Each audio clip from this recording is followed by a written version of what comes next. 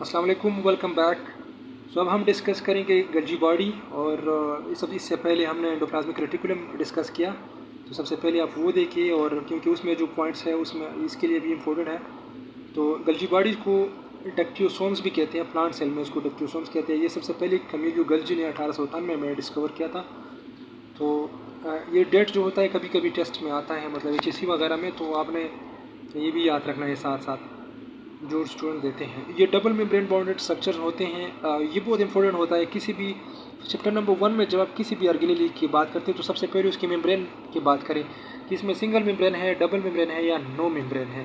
तो यहाँ पर इसमें नो मेम्ब्रेन होगा या एक मेम्ब्रेन होगा या दो होंगे या कोई भी नहीं होंगे। तो सबसे पहले आपने वो बात करनी है, क्योंकि टेस्ट में अक्सर MCQ आता है तो यही पे आता है कि double membrane bounded structure as ये सेल का सिक्रीटर होता है, ये सिक्रीशंस करता है। प्लांट सेल में इसकी सिक्रीशन से सेल वॉल बनता है, और इस वजह से हम कहते हैं कि इस प्लांट का सेल वॉल जो होता है वो नॉन लिविंग है, क्योंकि वो कोई इस तरह चीज़ नहीं होता जो कि वो डिवीजन करे या उसकी बाकी जो लिविंग चीज़ की जो स्पेसिफिसिटी होती हैं, जो करेक्टर्स होती हैं, वो इसमें नहीं होती, क्योंकि ये सिक्रीशन होता है। सिंपल गल्जी बॉडी यहाँ पर सिक्रीशन करते हैं और यहाँ पे आके वो जमा हो जाते हैं। ये प्राइमरी वॉल बनता है, सेकेंडरी वॉल बनता है। ये चीज़ हम सेल वॉल में डिस्कस करेंगे। लेकिन इस तरह की एक लेयर बनता है और जो कि नॉन लिविंग लेयर होता है। सिंपल सिक्रीशंस होते हैं, ये डिवीजन वगैरह कुछ भी नहीं करते, सिर्फ इस सेल को बाहर से घेर लेता है। तो ये जो बनाता है सेल वॉल, ये गल्जी बॉडी के सिक्रीशन से बनता है और ये नॉन लिविंग होता है, तब इसको हम कहते हैं। और ये प्लांट सेल में इसको हम डक्टियोसोम्स कहते हैं। ये सेल का सिक्रीटर है। एनिमल सेल में ये डाइजेस्टिव एंजाइम जो है सिक्रीट करते हैं, और इसके साथ साथ प्रोटीन और लिपिड जो होते हैं प्लाज्मा मेम्ब्रेन की, उसको मॉडिफाइड करते हैं ग्लाइकोप्रोटीन और ग्लाइकोलिपिड में। प्लाज्मा मेम्ब्रेन के जो प्रोटीन है और जो लिपिड्स है, वहाँ पर ग्लाइकोप्रोटीन होते हैं और ग्लाइकोलिपिड्स होते हैं। इसको ग्लाइकोकैलिक्स दोनों को कहते हैं, दोनों को कंबाइनली ग्लाइकोकैलिक्स कहते हैं। जो कि ग्लाइकोकैलिक्स वो मॉडिफाई जो करता है, ये गल्जी बॉडी करता है। गल्जी बॉडी जो होते हैं प्लेटेंट सैक्स होते हैं, जिसको सिस्टर्नी कहते हैं। सिस्टर्नी पर पहली वीडियो में हमने बात की बहुत सारी एंडोप्लाज्मिक रेटिकुलम में, तो आपने वो याद रखनी है। ये जो होते हैं इस तरह की प्लेटेंट सेक्स होते हैं, ये इसके 2 साइड्स होते हैं। ये जो ऊपर वाले होते हैं ये कनकेव होते हैं। इसको इस फेस को कहते हैं सिस फेस, इसको कहते हैं। इसको कनकेव फेस भी कहते हैं, इसको मिचेवर फेस भी बोलते हैं। हम मिचेवर फेस होते हैं क्योंकि ये ऊपर के साइड होता है, कम्प्लीटली बना होता है। और यहाँ पर ये साइड जो है इसको हम ट्रांस फेस कहते हैं या कन्वेक्स ये होता है। और ये फॉर्मिंग फेस होता है, यहाँ से फॉर्मेशन इसकी होती है, फिर यहाँ से वो मिचेवर हो जाता है। यहाँ से इसके यहाँ पर इससे सिक्रेटरी वेसिकल्स भी आते हैं, इसकी सिक्रेशन करते हैं। ये सिक्रेटरी वेसिकल्स ये रिलीज़ करते हैं, सिक्रेट करते हैं। और फिर ये सिक्रेटरी वेसिकल जो होते हैं ये प्राइमरी लाइसोसोम बनाते हैं, और ये थोड़ा मिचेवर होकर फिर सेकेंडरी लाइसोसोम इससे बनता है, जो कि मिचेवर लाइसोसोम बनता है। जो कि हम वो लाइसोसोम के टॉपिक में वो पढ़ेंगे। लेकिन प्राइमरी लाइसोसोम जो होता है वो एंडोप्लाज्मिक रेटिकुलम बनाता है, ये एक गल्जी बॉडी बनाता है।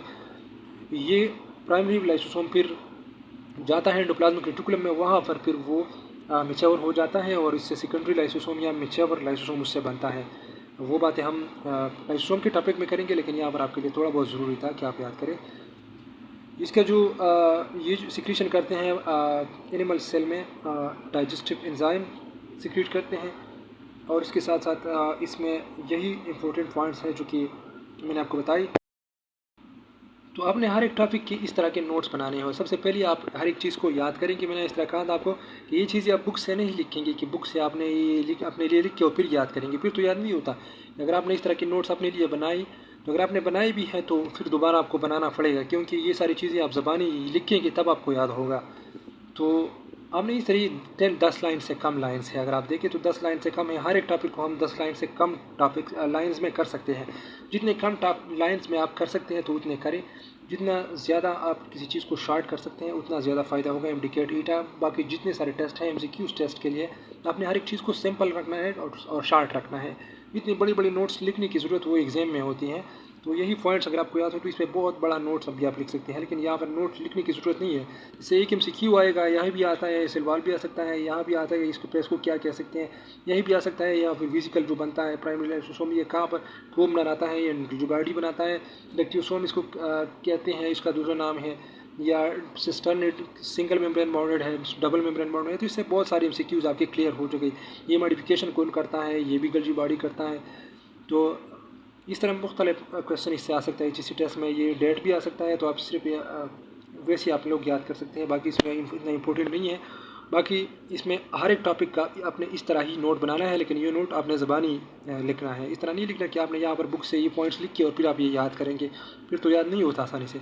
आप बुक से हर एक चीज़ को अच्छे से रीड करेंगे, फिर वो आप सब सही तरह याद करेंगे। टाइम लेगा, कुछ टाइम लेगा, ज़्यादा टाइम नहीं लेता। और ये रमज़ान में आप बहुत अच्छे से स्टडी कर सकते हैं और बहुत ज़्यादा टॉपिक्स को कवर कर सकते हैं। बायोलॉजी के यह सबसे बहुत अच्छा तरीका है बायोलॉजी का। अगर आप एक बार इसको करें तो आप फिर बार बार कंफ्यूज नहीं होंगे। और टाइम आपके साथ बहुत ज़्यादा है अभी, मतलब 6 मंथ है, तो इसमें अगर आप अच्छे से काम करें तो कर सकते हैं। ये नोट्स बनाना नहीं है, ये अपने आप को याद करना है। लोग कुछ स्टूडेंट्स कहते हैं कि हम नोट्स नहीं बना सकते, ये बहुत टाइम वेस्टिंग है।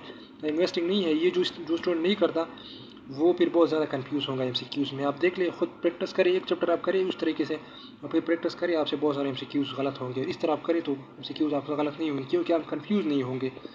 तो आप जो भी चीज़ याद करें उसको इस तरह शार्ट लिख के 10 लाइन से कम चीज़ में लिख के, तो उसको आपको बहुत ज़्यादा आसानी से याद होगा। बाकी सेशन को ज्वाइन करने के लिए आप इसी नंबर पे आ सकते हैं, 0340